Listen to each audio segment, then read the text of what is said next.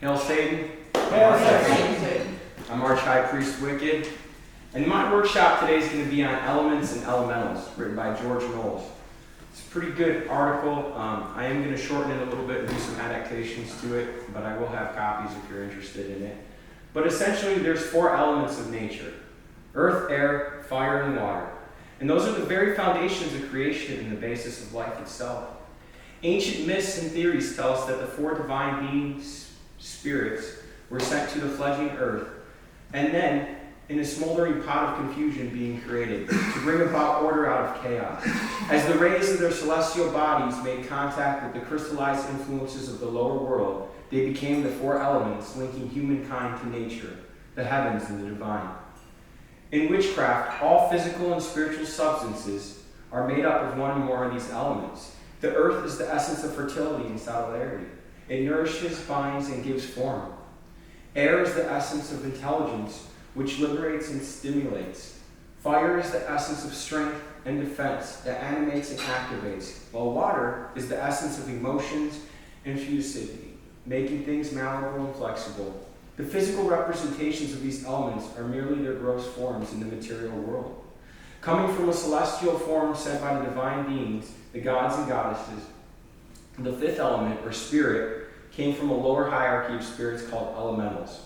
The elementals' task was to govern the 4 elements. So gnomes govern the earth, sylphs control the air, salamanders and dragons command fire, and undines prevail over water. Elements and elementals are assigned to the 4 cardinal points of a circle under the watchful eyes of the lords of the watchtowers, the mighty ones, the old ones, or the guardians, who are next in line on the hierarchy of the spirit world. So earth and gnomes are assigned to the north, air and sylphs to the east, and salamanders and dragons to fire to the south, and undines water to the west.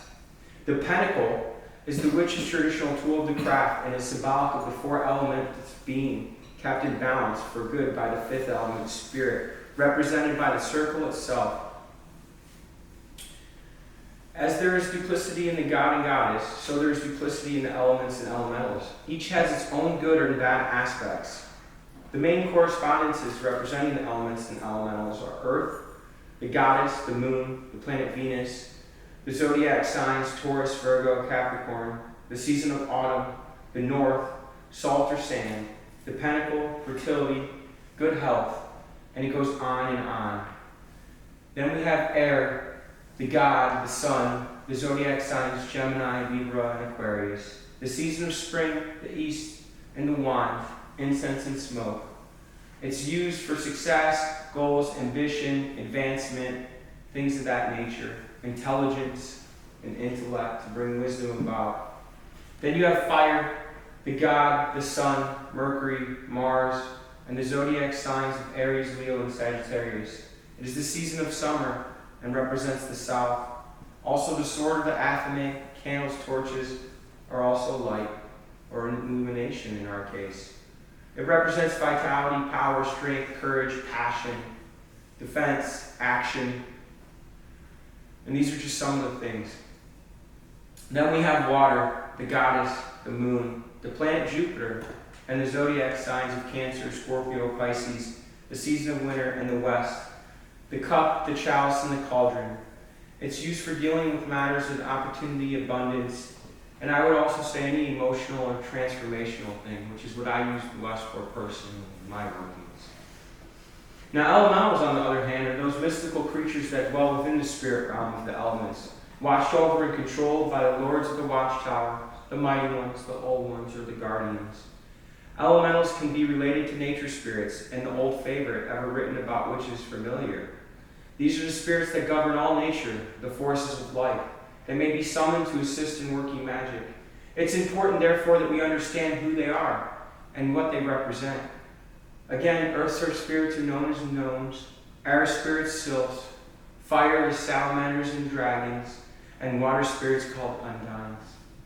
After the circle is formed and consecrated with the elements, a witch may next call down the quarters by invoking the lords of the watchtowers, or the mighty ones, the old ones, and the guardians, to preside and watch over the proceedings. Specific elementals, those whose correspondences best suit the work or the rite being carried out, may be invited to participate. Their correspondences are closely related to those of the elements, so I shall not rewrite them here. Care needs to be taken when calling the aid of the elements due to the duplicity of all things. Elementals are not always the helpful little creatures we expect them to be, and can be mischievous, bad-tempered little devils if allowed to get out of control. In folklore, elementals were thought to be fickle, malicious, and unpredictable spirits sent by the wicked witch in the form of familiars to trick people into accidents and traps and sometimes killing them. This short belief led to the plight of the witches during the witch hunts and purges of the 17th and 18th centuries. Still today, in contemporary witchcraft, witches use pets and animals as familiars, but stress and emphasis is given to working with the good and friendly elementals and producing positive magic. A colorful character from contemporary times that was used as a familiar was Sybil Leek. Her trademark was a cape, loose gown, and a pet jackdaw named Mr. Hotfoot Jackson. Gnomes are the spiritual beings who inhabit the spirit realm of the elements. As spirits of energy, they are commonly invisible to the average person. Only those that possess the second sight can see them clearly. However, being the first level of the spirit realm, they are close enough to the physical realm in order to easily interact with it. By tradition, gnomes were the protectors of secret treasures hidden in the caves beneath the earth. Legends have it that they were reluctant to help and aid humans, but if you were to gain the trust of one, they could prove to be powerful friends. On the other hand, if you lose their trust, deceive them, or misuse their aid, then all hell could be let loose. In witchcraft, gnomes are called to instill confidence, steadfastness, and endurance, but can also used to be about gloom, melancholy, and despair, should that be required.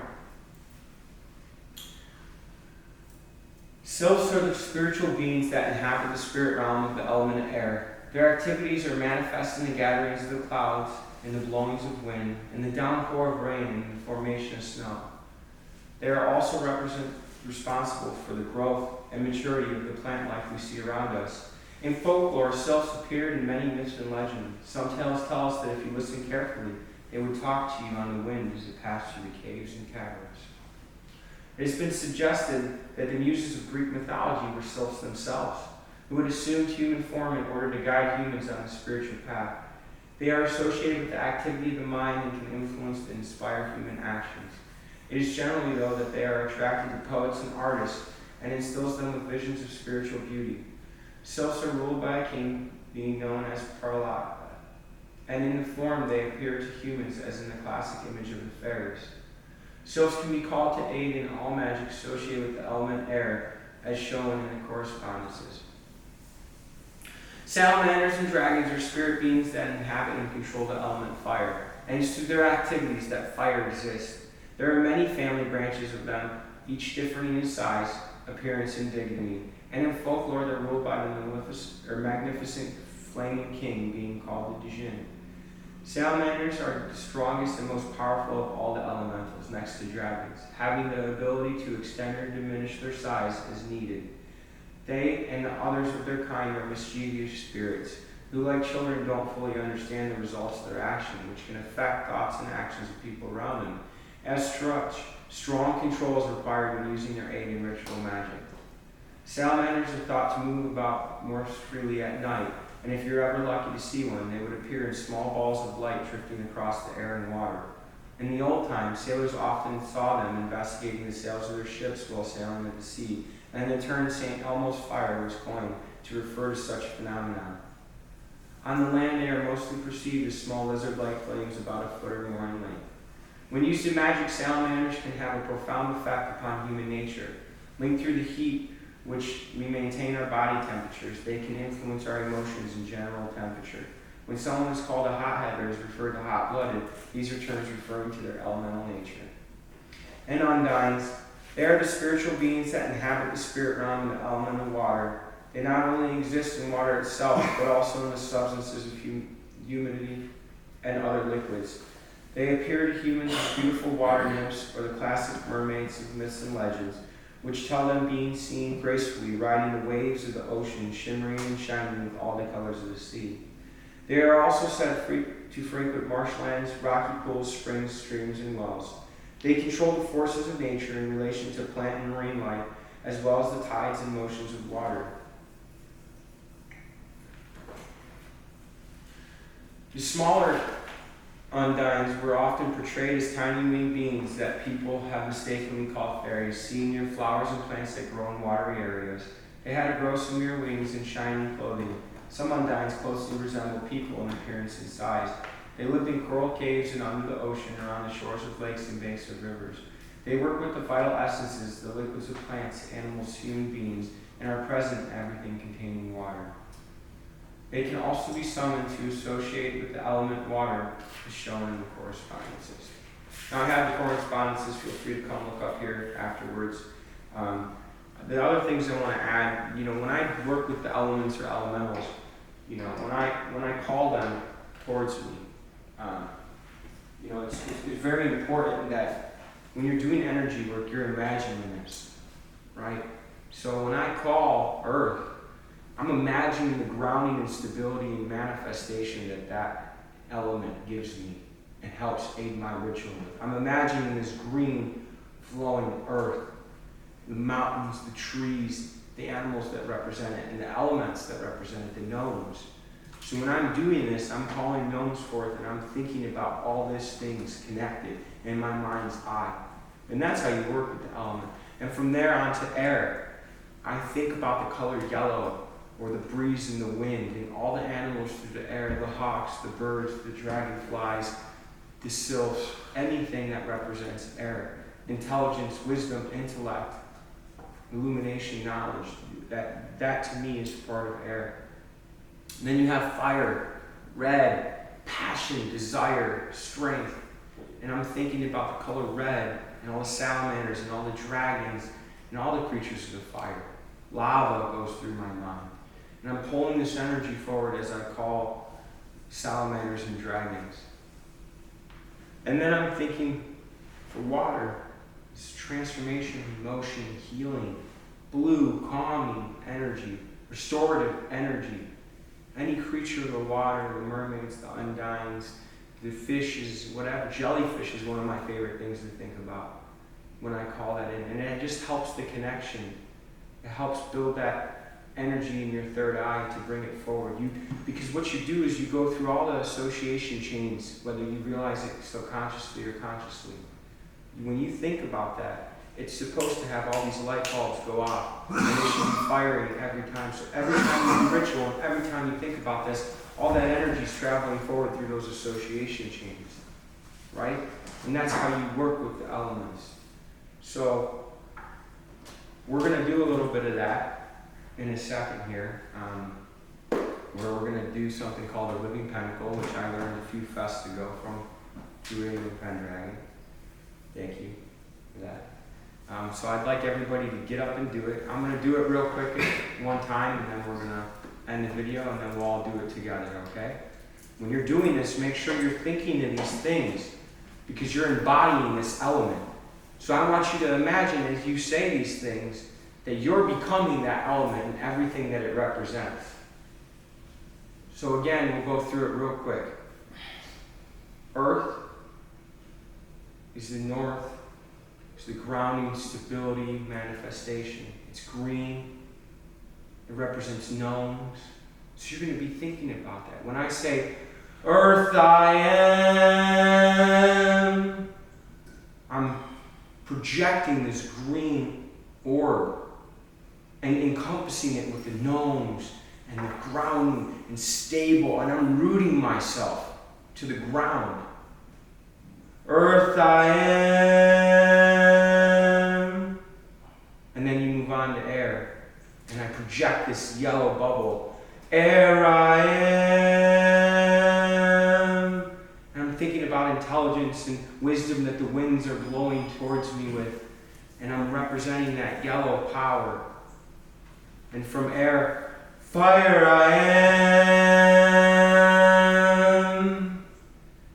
All that passion and desire and strength, fiery energy that motivates to push me forward. All the dragons, my familiars, coming forth to help me raise that energy. Water I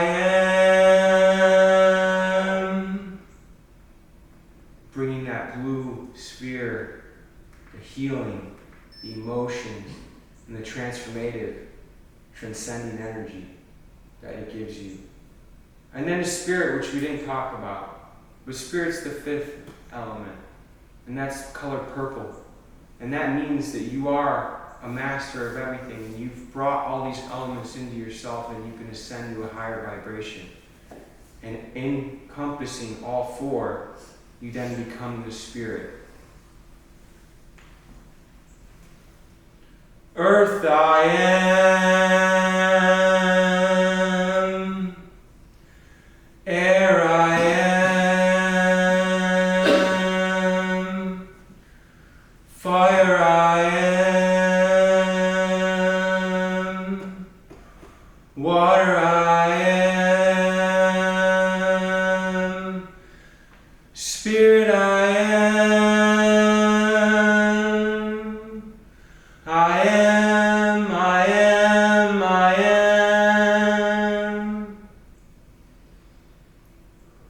So mote it be.